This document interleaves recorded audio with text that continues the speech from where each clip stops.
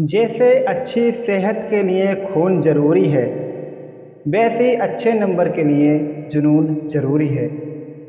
आज हम आपको कराएंगे 12th क्लास की केमिस्ट्री, उसका जो चैप्टर चल रहा है बिलियन, उसके हम प्रकार करा चुके थे पिछली वीडियो में, लेकिन इस वीडियो में हम अगले टाइप के प्रकार उसके कराने वाले हैं। वीडियो पूरी देखना, बीच में छोड़ के जाओगे तो घाटा तुम्हारा, मेरा कोई घाटा नहीं है। तो शुरू करते हैं आज की वीडियो, आज की क्लास शुरू करते हैं। तो जैसे कि हमने पिछले टॉपिक में बताया था कि विलयन निम्न प्रकार के होते हैं, उसी का अगला भाग लेकर आए हैं कि विलयन मात्रा के आधार पर, यानी कि पदार्थ की सांद्रता के आधार पर विलयन कितने प्रकार के होते हैं। सांद्रता के आधार पर विलयन 3 प्रकार के होते हैं। कितने प्रकार के होते हैं? 3 प्रकार के विलयन होते हैं।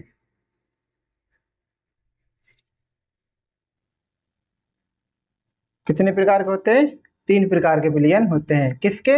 सांद्रता के आधार पर विलयन 3 प्रकार के होते हैं, जिनमें पहला आता है असंतृप्त विलयन। असंतृप्त विलयन, जिस विलयन में एक निश्चित ताप पर और अधिक विलेय पदार्थ घोला जा सकता है, उसे असंतृप्त विलयन कहते हैं। अर्थात जिस विलयन में और अधिक विलेय पदार्थ घोला जा सकता है, उसे असंतृप्त विलयन कहते हैं। मतलब इसको समझ लेते हैं। जैसे मान लीजिए कि आपके पास एक गिलास है और थोड़ा सा उसके अंदर पानी भरा हुआ है। आप उसके अंदर चीनी घोल रहे हैं, चीनी घुल जाती है। तो चीनी घुल जाती है, लेकिन आपको पता है कि चीनी अगर और घोलूंगा तो घुल जाएगी। तो इस प्रकार, यानी इस समय जो हमारा पानी है जिसके अंदर चीनी घुली हुई है, उस जो विलयन बना है उसको हम असंतृप्त बोलेंगे। क्यों बोलेंगे? क्योंकि इसके अंदर अभी चीनी और घोली जा सकती है। तो असंतृप्त विलयन का मतलब यही हुआ कि उसके अंदर अभी और पदार्थ घोला जा सकता है। अगला देखते हैं, यानी यही अभी पिक्चर के रूप में देखिए यहाँ पर पानी लिया गया है एक बर्तन में, उसमें थोड़ी सी नमक मिलाई है। ठीक है, नमक घुल चुकी है पुरानी वाली, उसके बाद में उसमें और नमक मिलाइए, लेकिन जो नमक मिलाई है वो भी नमक घुल जाती है। अब भी हमें ऐसा लगता है जिसमें कि इसमें और नमक मिलाएंगे तो घुल जाएगी, यानी अब इसमें जगह है घुलने की। जब जगह होती है घुलने की तो उसको कहते हैं असंतृप्त विलयन। देखो, जिस पदार्थ में एक निश्चित ताप पर और अधिक विलेय पदार्थ घोला जा सकता है, उसे असंतृप्त विलयन कहते हैं। इस विलयन में विलेय पदार्थ की मात्रा अल्प होती है, यानी जो घुलने वाली चीज है वो कम होती है। यानी हमें देख रहे आना भी वो घोली जा सकती है, यानी उसके हिसाब से कम ही है ना। एक निश्चित ताप पर इसमें विलेय पदार्थ की अधिकतम मात्रा नहीं घुली होती है। सही बात है, जब इसमें जगह है घुलने की तो अधिकतम मात्रा कैसे घुल गई इसके अंदर? इसलिए इसे असंतृप्त विलयन कहते हैं। एग्जाम्पल देखो भैया आ गया, यदि पानी में थोड़ी मात्रा नमक या चीनी डालें तो वो घुल जाती है, और नमक या चीनी डालने पर वह भी घुल जाती है, यानी वो डालेंगे वो घुल जाती है। लेकिन फिर भी हमें ऐसा पता चलता है कि इसके अंदर और डालेंगे वो भी घुल जाएगी। तो इस प्रकार जो विलयन हमारे पास से प्राप्त हुआ है उसको असंतृप्त विलयन कहेंगे। आई बात समझ में? असंतृप्त समझ में आ गया नहीं आ गया? आगे बढ़ते हैं। अगला आ गया संतृप्त विलयन, यानी सैचुरेटेड सॉल्यूशन। इसमें क्या होता है कि हमने चीनी घोली, अभी तक तो वो चीनी घुल रही थी और हमें लग रहा था कि और चीनी डालेंगे तो घुल जाएगी, तो वो तो असंतृप्त था। लेकिन इसमें घुलना ही बंद हो जा, चीनी घुलना ही बंद हो जा। हमने एक गिलास पानी लिया, उसके अंदर चीनी डालते गए, चीनी घुलती गई, हम डालते गए, घुलती रही, हम डालते रहे। लेकिन एक कंडीशन ऐसी आ गई कि चीनी घुलना ही बंद हो गई, बिल्कुल। तो चीनी घुलना बंद हो गई, यानी कि जो पदार्थ घोलने वाला है वो घुलना बंद हो गया, तो हम उसको बोलेंगे संतृप्त। विलयन। पानी में नमक डालते रहने पर एक समय ऐसा आता है जब नमक घुलना बंद हो जाता है।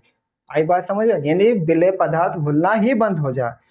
जिस विलयन में एक निश्चित ताप पर अधिकतम मात्रा में विलेय पदार्थ घुल चुका हो और अब उस विलेय ना घुले उसे संतृप्त विलयन कहते हैं। अर्थात जिस विलयन में एक निश्चित ताप पर और अधिक विलय पदार्थ नहीं घुलता उसे संतृप्त विलयन कहते हैं। वही बात है जो मैंने अभी समझाई थी, यानी कि घुलने वाली चीज घुलना ही बंद हो जा, कहानी खत्म, उसको संतृप्त विलयन कहते हैं।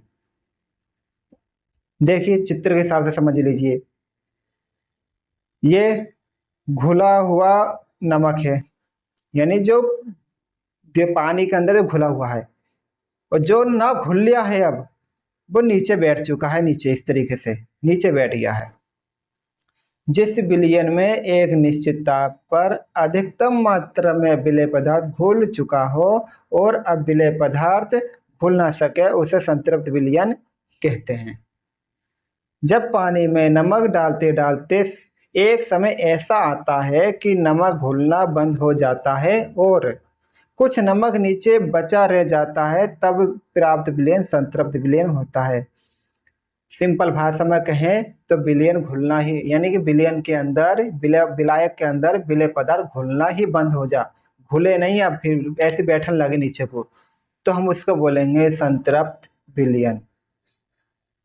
अगला आता है अति संतृप्त विलयन। इसको समझाता हूँ, थोड़ा समझिए। जैसे हमने अभी कहा कि एक बर्तन है, यानी गिलास में हम चीनी घोल रहे हैं, चीनी घुलना बंद हो गई, नीचे बैठना स्टार्ट हो गई है, वो क्या हो गया, संतृप्त हो गया। लेकिन अब हम चला के दिखाते हैं इसके अंदर, हमने कहा तो घुलेगा क्यों नहीं, तो हमसे बढ़ के थोड़ी है, हम तो घोल के दिखाएंगे। अभी हम चाहे कुछ भी करें, हम क्या करेंगे, उससे गिलास का जो पानी भरा हुआ है ना उसको गर्म कर लेंगे, यानी टेम्परेचर उसका चेंज कर देंगे। पहले नॉर्मल रखा था और अब हम क्या करेंगे, उसको गर्म करना शुरू कर देंगे। जब गर्म करना शुरू कर देंगे तो वो चीनी क्या पिघलने शुरू हो जाएगी, तब उसके अंदर चीनी और आ जाएगी। तो इस प्रकार जो घुल ना रही थी वो भी घुल गई है, तो उसको बोलेंगे अति संतृप्त। ये जबरदस्ती अगर घोलोगे तुम तो उसको कहेंगे अति संतृप्त विलयन। परिभाषा देखते हैं। जिस विलयन में संतृप्त विलयन से भी अधिक मात्रा में विलय पदार्थ घुला हो उसे अति संतृप्त विलयन कहते हैं। जिस विलयन में संतृप्त विलयन से भी अधिक विलय पदार्थ घुला हो उसे अति संतृप्त विलयन कहते हैं। ये अस्थिर होता है। गर्म पानी में अधिक चीनी घोलकर ठंडा करने पर बना विलयन, यानी अब क्या करने लगे, अब गर्म करने लगे हैं। अब इसको पहले गर्म नहीं कर रहे थे, पहले नॉर्मल कर रहे थे, अब क्या कर रहे हैं, अब इसको गर्म कर रहे हैं। अब चित्र के हिसाब से देख लेते हैं, देखिए समझिए इसको ध्यान से।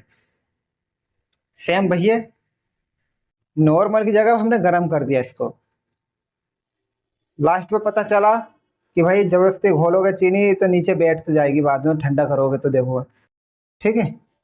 तो जिस विलयन में संतृप्त विलयन से अधिक मात्रा में विलय पदार्थ घुला हो उसे अति संतृप्त विलयन कहते हैं।